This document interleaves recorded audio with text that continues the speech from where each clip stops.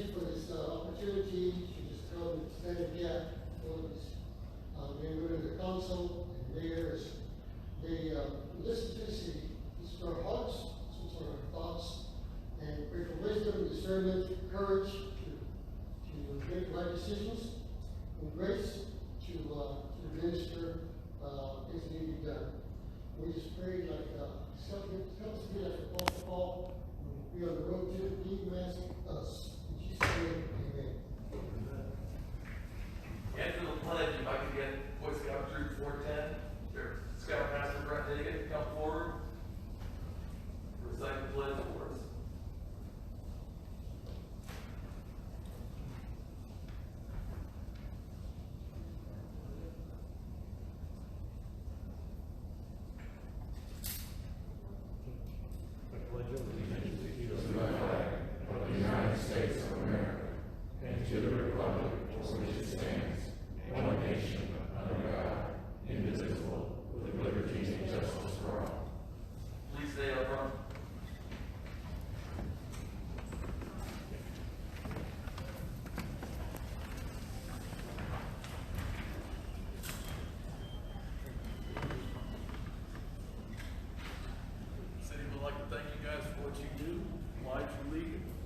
Service to this community with the city coin. Thank you very much. Thank you for coming to recite the pledge tonight. Thank you so much. Appreciate it. Appreciate it. Only the Scoutmaster does it. Yes, as always. Thank you.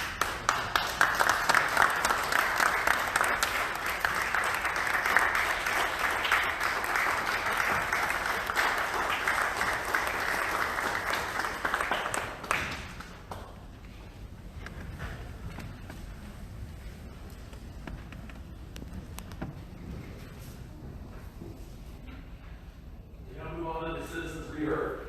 Citizens be heard portion of the meeting is where we ask you to come forward and state your name and address so that we may have that for our record. Our policy requires that you stay under 3 minutes. You do, I will. My name is G.B.R. I live in Council, my house in Perth, on the east side of town. I'm on Go Gators. I'm a gator. I just want to address the park about improving the parks.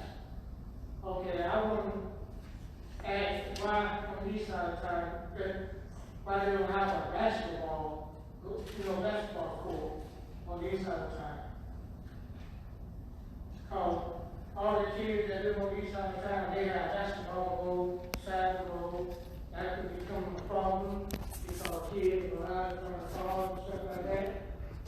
I'm just asking, how can you improve a park they don't have as a basketball court? Thank you very much. We'll have somebody address that. Okay, thanks. The other citizens be heard. Please state your name and address. Hello, my name is Sarah Bell, and I live at 712 Holly Drive. Our 18-year-old mother was laying in her bed when the house door was kicked in. The police came in and kicked in the door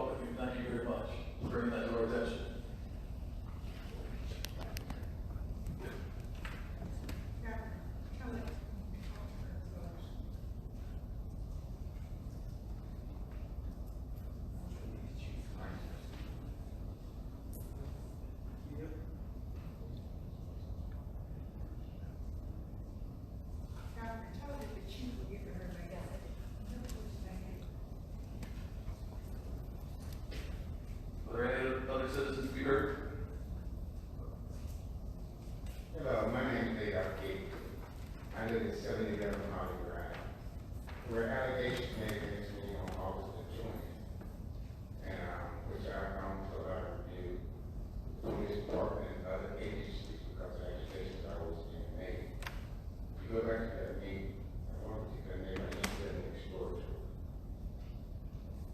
I got calls in the night. I had teenagers at this time. I put a trailer out there for all the kids that were in the streets that were come to my backyard to say play games and stuff like that. Well, I got accused of having prostitutes, and it's very ridiculous. I work with Chief Simon. Chief Simon investigated me for 90 days because of certain accusations. He came to me and said that the was found nothing, it was unfound, and that he basically asked for ladies back off from. She created so many inconveniences, started more rooms. As I worked with the city marshal, all the problems on my properties, there's an issue with people owning more, but the truth of it is I don't own these properties. My sister lives in one that she actually rents. I have a business in Florida. I closed my business down 4 years ago. My partner died, which I own a 7,000 square foot store. During the time of liquidation, in the Corona's thing came out, and the limousine business before, so I wasn't pretty well known around the city. But as the coronavirus and all this, this is the results of the rumors that's going on. I live with my 89-year-old and my son. I raised my son and my daughter. My daughter got burned down. She lost her house. They moved into the house. My grandma's house is kind of a house where everybody comes. Everybody brings baggage, and then they get baggage usually from the bank. Well, I'm the oldest, and I see him take care of most of it. Now, like I said, there's a lot of allegations made. I'm not sure how to deal with it, so we keep doing the right thing. But some of the allegations have really interfered in my life so much that it's taking serious strength. And I think if you go back to that meeting on the 20th and look at some of this plain ridiculous. I was born in the church, and most people in our neighborhood know us. Like I said, my mother's never smoked a cigarette, never tasted a liquor. She stayed the whole community. You know, and still end up in my house and get something 24 hours a day since she started her own time. Sarah's my sister, and we're pretty upset. My baby sister's also a pediatrician here. My sister, we're all pretty much got all success. I graduated with A1 from UCLA. My sister ran computer programs, and another brother that retired from the Air Force. So the whole thing over there, Okay, well, thank you for coming. Are there any other citizens to be heard tonight? Yes, I'm Mr. C. Simon. I live at 303 Hampton Lane.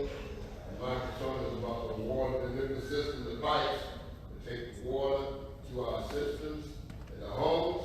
I know that our source was one time inspected by EPA, and they said that the heavy metals and everything was acceptable limits for chlorine and other metals. My concern is the pipes that bring the water to the houses. Galvanized pipes. We're talking about pipes that are rusted, corroded.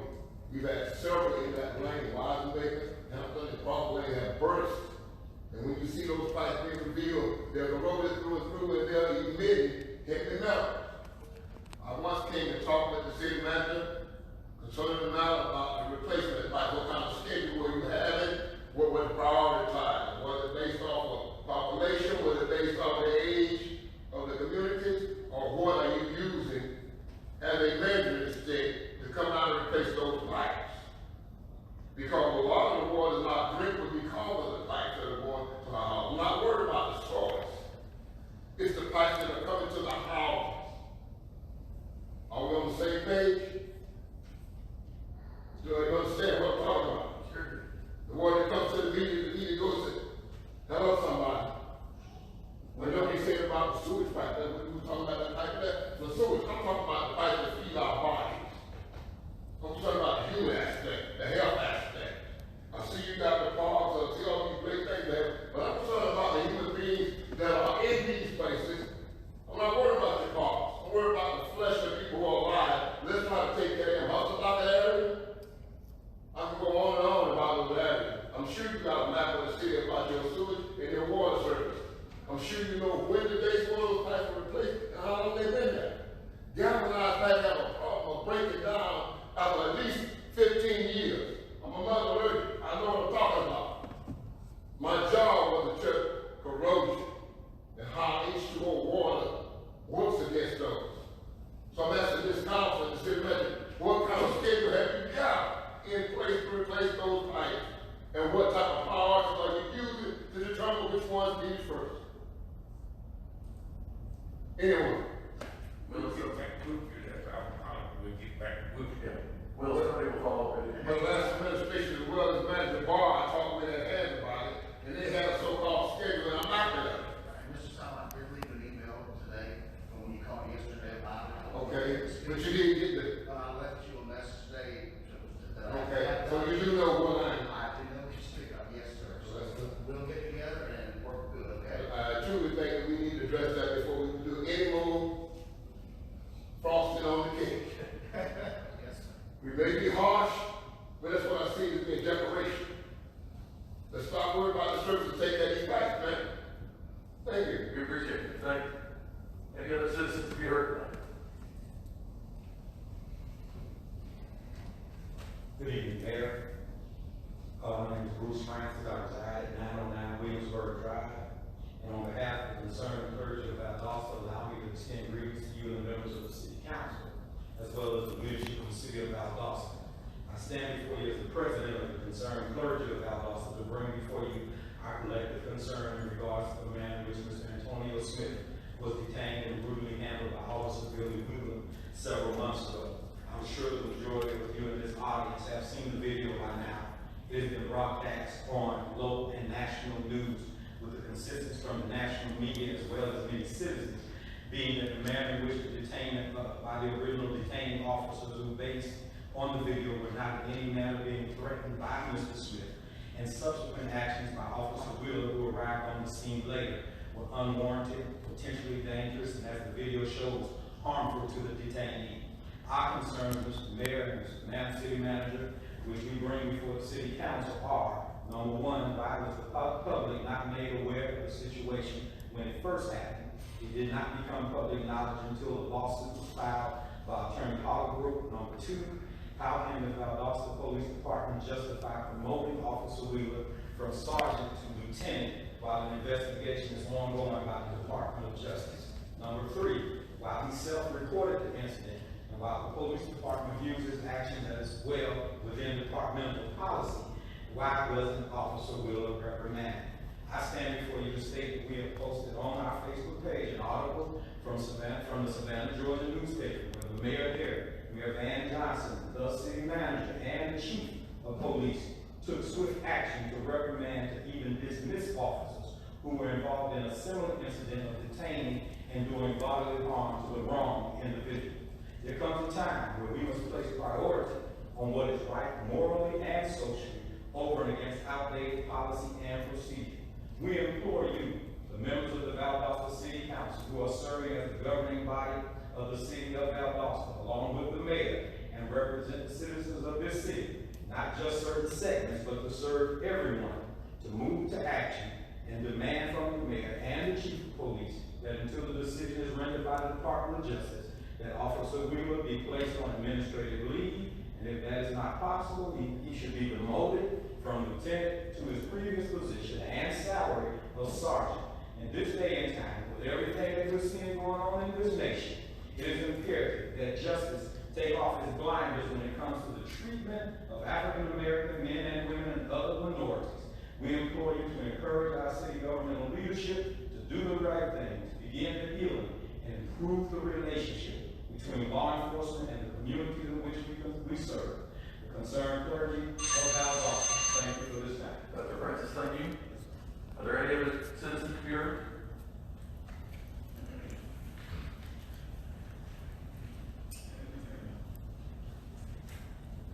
Good evening.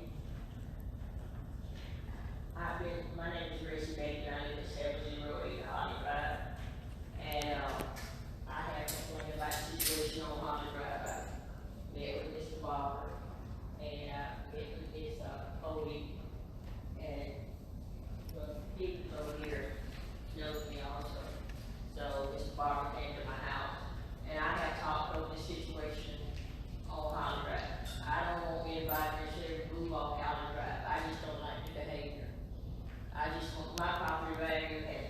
$10,000.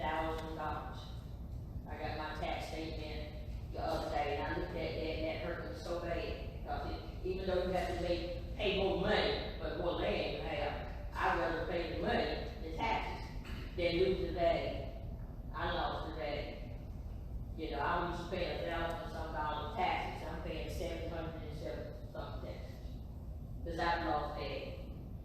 And I wish that when we lived in a house, that when people came into our neighborhood, they would just look at our house and say, oh, that's a nice house, I would like to buy in this neighborhood. But that's not the way it works for people. Real estate says everything around you counts. And if you saw one house messes up, it's just like every house on that street is messed up. Now, I'm not a real estate manager or anything like that. There's just a lot of common sense to me that you don't keep up your property, you're gonna lose value. And I heard Mr. Howard say the other day that he can take these people into neighborhoods and say, why don't you all build your businesses here or down here? Well, they don't build their businesses because they're looking at the neighborhood. And that's just common sense, because if I owned a business, I wouldn't build it on Holly Drive. Because if you look around you and saw that the property value is likely, you would think about it too. I mean, that's just common sense to me. That's just business. That's just everyday business. If I who owns a business understands that. And I'm sure that all this town here, you all know that everybody looks at what's around me. Now, Mr. Barber, I didn't know about you. I didn't know you were the city manager. And I ain't been talking to everybody else but you. And I just want to say, when you came down, you got started. And I appreciate that. I mean, you were respectful and everything. But this has been going on for many, many years. For anybody moving, no. All I want to do is clean up, get that neighborhood to what it was 30 years ago when it was so beautiful.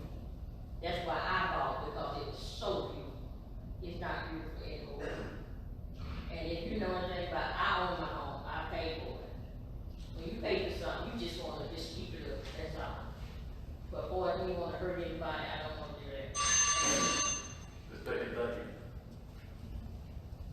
Any other citizens be heard?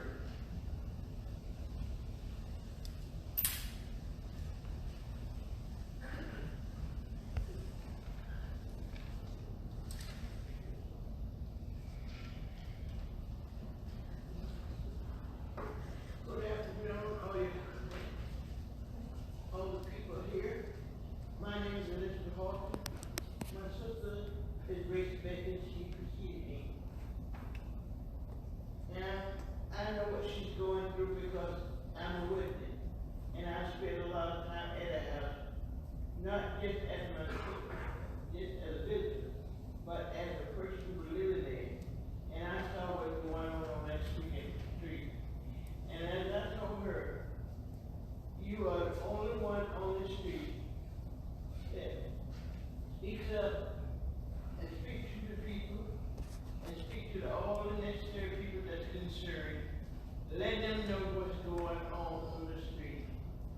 Things have gotten a little better in the last few days, but there's been a deterioration. What is perceived in front of her house is now going around the block and in another direction. Now, I pray that things change. Because I saw some strange things going on there. Unfortunately, I saw some of our policemen parked in front of the house across the street opposite of my sister. And I saw the policemen standing on the leaning along the car, having a good time with the neighbors. There were about 10 or 15 cars parked right directly at this person's house. And there was a lot of activity going on. And that's not the first time. That's why I know somebody is giving certain privilege to operate there illegally. I don't know what's going on there and how long it's been going on. But I saw some strange things. Now, I live at 1601 Norman Drive, Chase Apartments. I've been here in Jersey now for 6 years. And 6 years, I've been at my sister's house on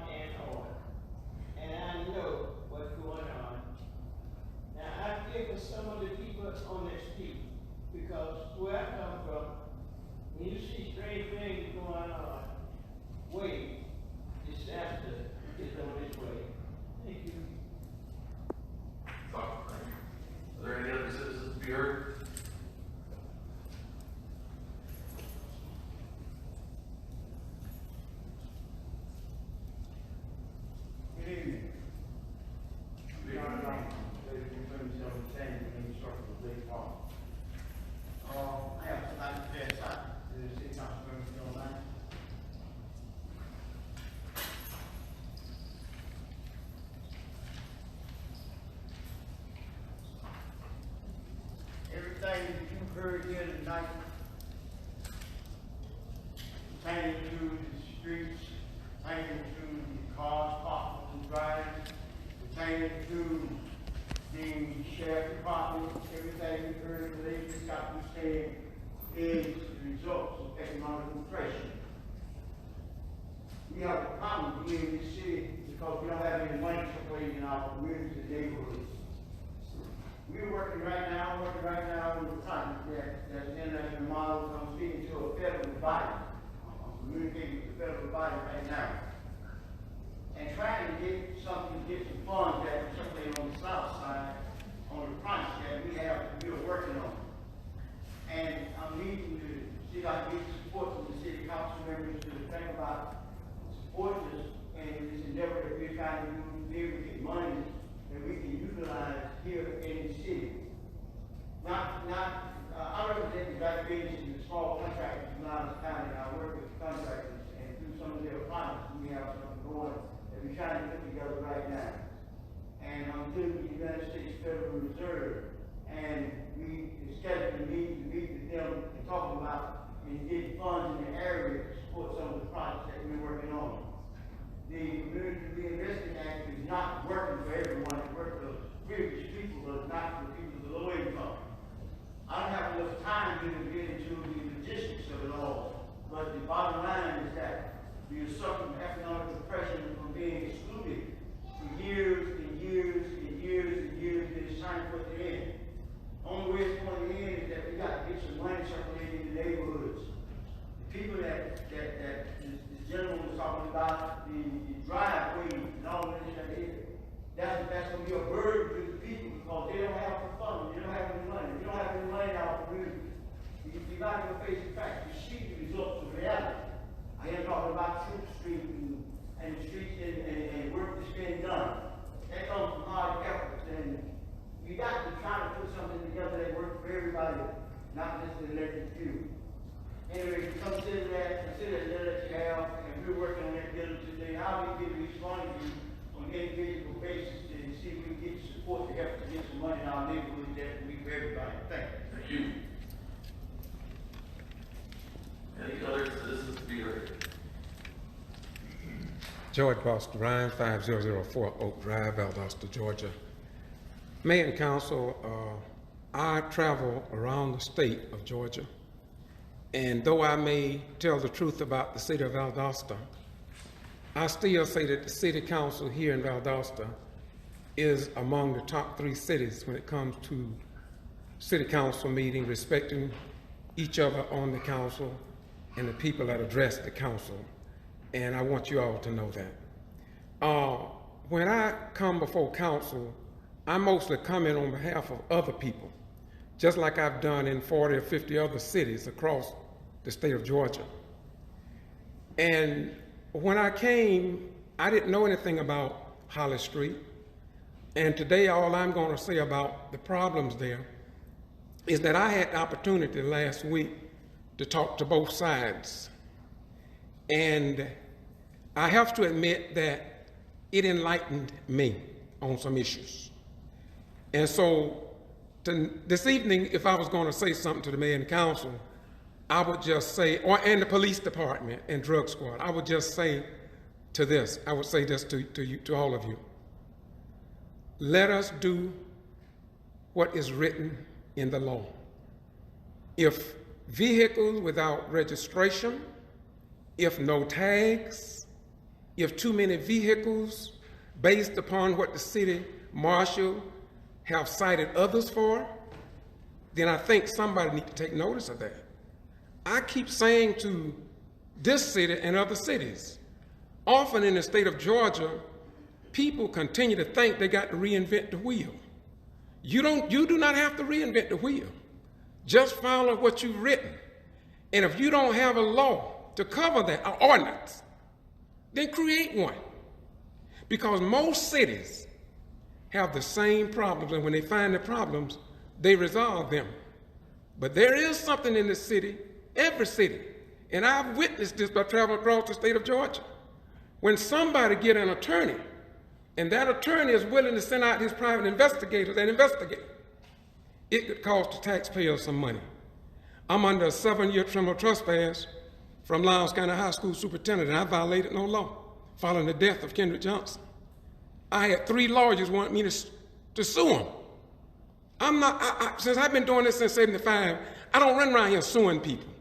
For me to sue people in the city and county, I'm suing my own relatives and the people that I love. I'm asking you all as elected officials, take action before somebody get hurt or the taxpayers have to pay out extra money because somebody failed in their responsibilities. Thank you a lot. Of course, thank you. Are there any other citizens to be heard tonight? Seeing none, we'll move on to the city manager's report. Mark Barber, city manager, to present. Thank you, Mayor. Just a few items this evening. I did want to let everyone know that our Bed Meadow sidewalk project is complete and it looks fantastic. No one that haven't been by there. Really, as Councilman Chile talked about earlier, what it did for that community, that neighborhood. We hope it sparks that fire to continue to make that neighborhood and to continue to get better.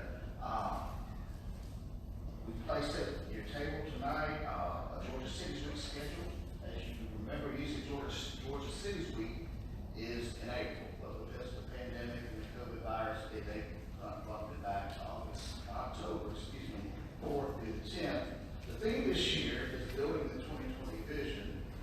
Our 2020 vision, let's get 2021 and forget about 2020. I hope that's more my vision, but that was the theme back in April, and they'll carry that theme forward to October.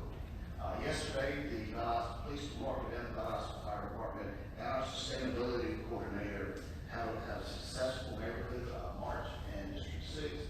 This was both doors, hangers, and there's been really successful. We're going to get back to schedule with that. We took a little break because of the pandemic, but we're going to take all the necessary precautions to get back on our regular schedule, and next month we'll be in District 4.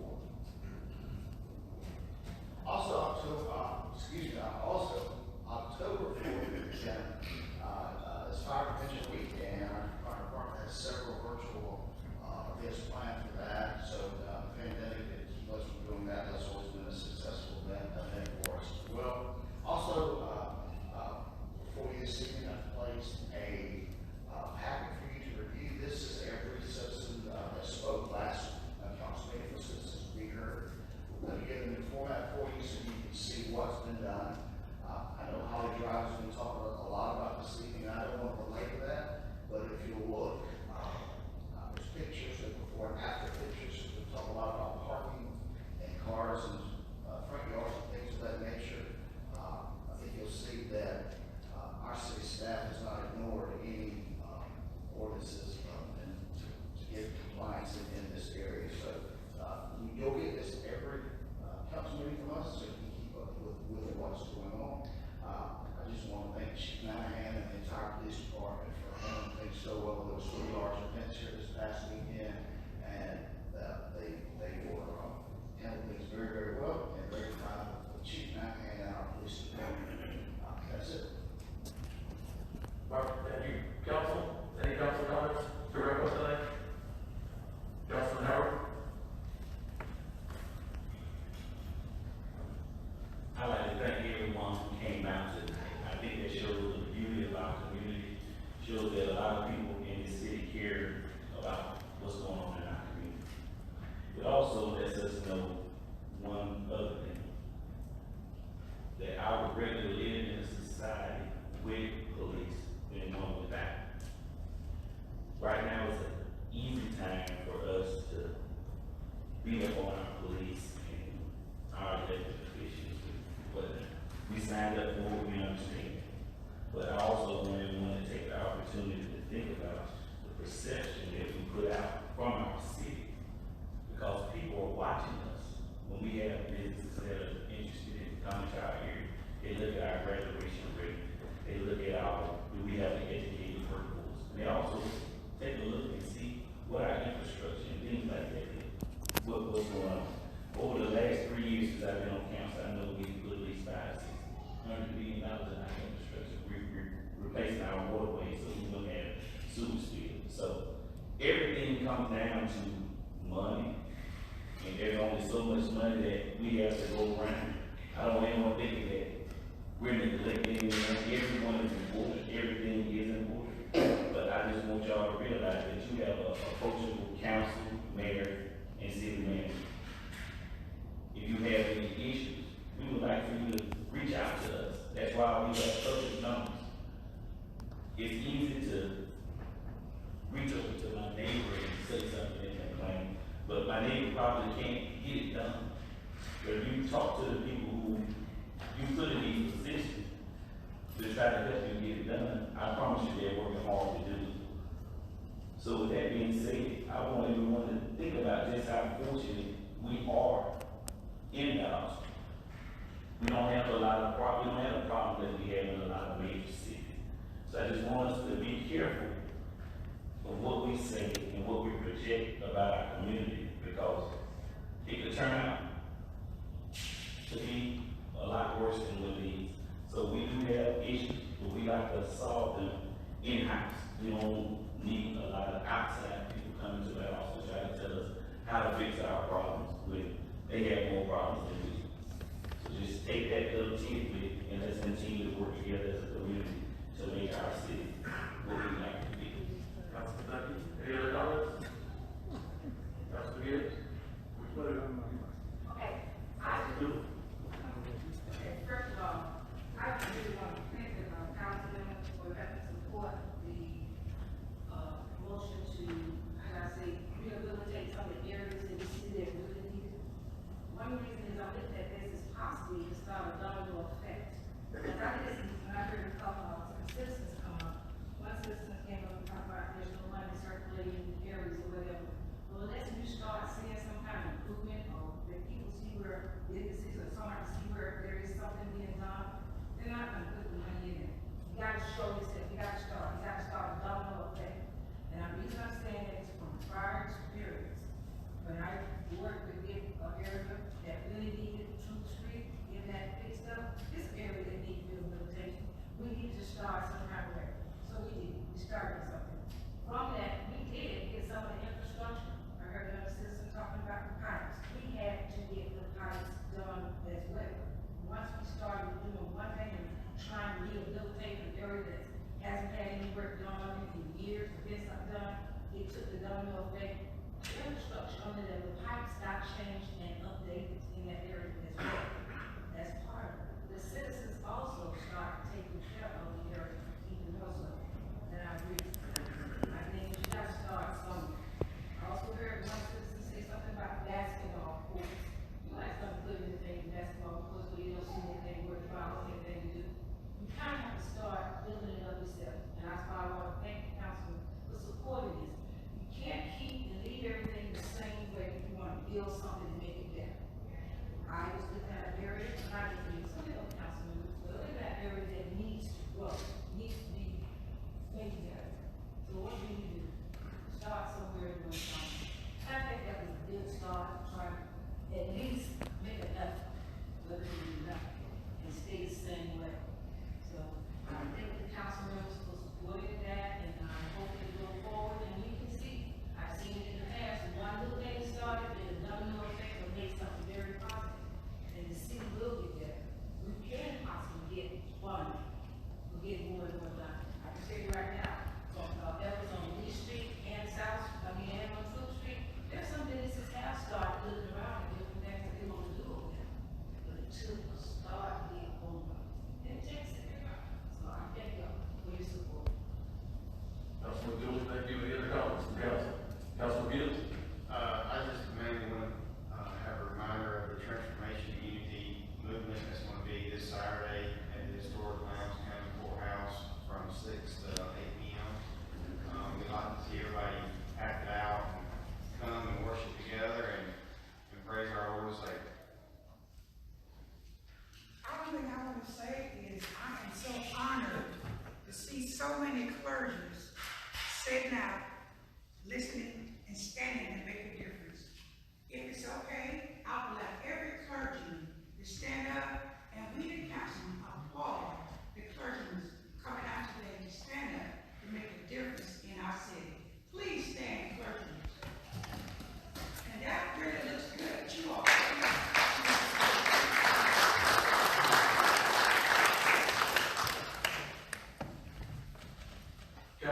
comments tonight? If not, I'll entertain a motion to adjourn. So move. Just say all in favor. Thank you, everybody.